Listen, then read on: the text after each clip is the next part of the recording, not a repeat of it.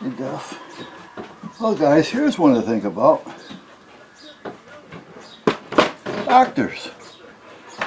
Now, I think I told you guys how I ended up in the emergency room because of a breathing problem that's been going on for a year or so. And every time I talk to my doctors, both my general plus the heart doctor about it, they kind of, oh, you know what, you're a little overweight, your heart's in good shape, your lungs are in good shape, you know, it's got to be a weight issue. You know, now I agree I am a few pounds overweight, about 25 or so. But I've been heavier at one time. So, you know, now I am getting older, however, so I can kind of take that into consideration. However, the doctors seem to be just one way. They don't think, you know. They've already made a determination in their mind. I'm overweight. That's my problem. Now with the nasal drip, that's another one. Well, you know, doc, it's constant. And while I'm talking to him, like every 4 or 5 seconds rather, you know, spray your nose a couple times a day with sertraline or serline or whatever it is, some kind of spray, which I bought, and it doesn't seem to help. Alright, so this has been going on for a year or so, like I say. You know, and then I took a trip to the emergency room by ambulance so that I can get in without going through a whole rigmarole of paperwork. They got in and they said your heart was good, lungs are good, you know, oxygen levels are good, there's no problems, right? See a specialist. So I seen a specialist and he put me through all types of, you know, breathing tests, you know, on a machine and, you know, blow hard, suck hard. Now we're talking about a machine and a breathing exercise, guys. You know, hold your breath and all this kind of stuff, and you know, your lungs are strong. There's no problems. CAT scans are good. Well, as far as I know, I took a CAT scan a couple weeks ago. I got an appointment with my doctor in September. I haven't heard from him, so I have to assume everything's okay. But when I took the CAT scan, the reader was there and he said he didn't see any problems. So, you know, CAT scan shows good. Yeah, so at that point, you know, they keep saying, wait. And I said, it's not a wait. You know, I mean, it's just, you know. But anyway, make a long story short, we took Duffy to the vet not too long ago because he's got a bad rear left, his left rear, he's got arthritis. And he was limping a little bit more than normal, and he's heavy, he's overweight, he is overweight. He was down to his normal weight, which is about a 1 1/4, but they stopped the medication, they stopped making it, so he couldn't take it anymore, so he just blew right back up again. So we just did a $400 blood work test on him to make sure that there's nothing causing this weight issue. Now we've done tests on him, you know, in the past, you know, for thyroids and liver and kidneys and all that, and that's always good. But there's this other one you can do that takes it beyond, you know, they break everything down. But anyway, other than that, he went to the vet. So he's doing better, by the way. He still limps a little bit. He's lost 4 pounds on his own, and he's on medication for his, you know, his pain and things. So everything's working out okay for him. However, I didn't want him to have to go through the dog door at night if he has to go out to relieve himself into the kennel. The way it's set up, well, I think I showed you guys these guys, I don't know. But anyway, the kennel area. This is the back of the house, the side of the house. The property line kind of goes like that. Well, there's a slider right here. Right here I built a dog door. And right here we have a fence with a gate.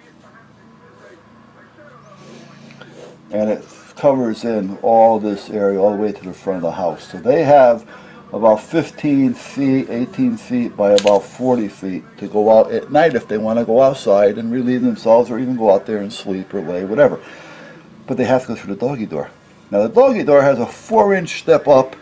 It's 14 inches deep, and then a 4-inch step down. Well, I didn't want Duffy to be limping through that with a bad rear, and have a problem in the middle of the night and we not hear him, you know. So I told the wife, I'm going to leave the slider open about 15 inches. So this way they got the whole yard, but the yard is fenced in, so we're pretty comfortable with them having control of the whole yard. Now, they ran through the screen on the slider a few years ago and just destroyed it. So I bought the no-seam netting. I bought a roll of it, 6 foot wide by who knows long. And I made a curtain so we can hang it in front of the slider so to help keep the bugs out, which it does a fine job. And they can go in and out, you know, because they just push through it. And it works fine. So I left the slider open the other night, about a week ago, so that Duffy can get in and out. As the other dogs too. Well, I noticed that I wasn't really paying attention, but I noticed that I was breathing better that night. Now, I wasn't noticing that it was because the door was open. I just noticed that I was breathing good, normal, no problems. Yeah, and I'm saying, wow, I had a good night last night. I hope tomorrow night's the same. Well, the next night was the same, next night was the same. And then I'm starting to realize that the door's open. Well, I've come to the conclusion that because it's been over a week now with that door open, I have no problems breathing. I must be allergic to the dog hair or the dander of the dogs. Now, I kind of run through the house quick every day, you know, sweep up some of the hairballs and things, because we got 3 long hairs that shed in the winter and summertime like crazy. So, you know, you have to go through the house every day.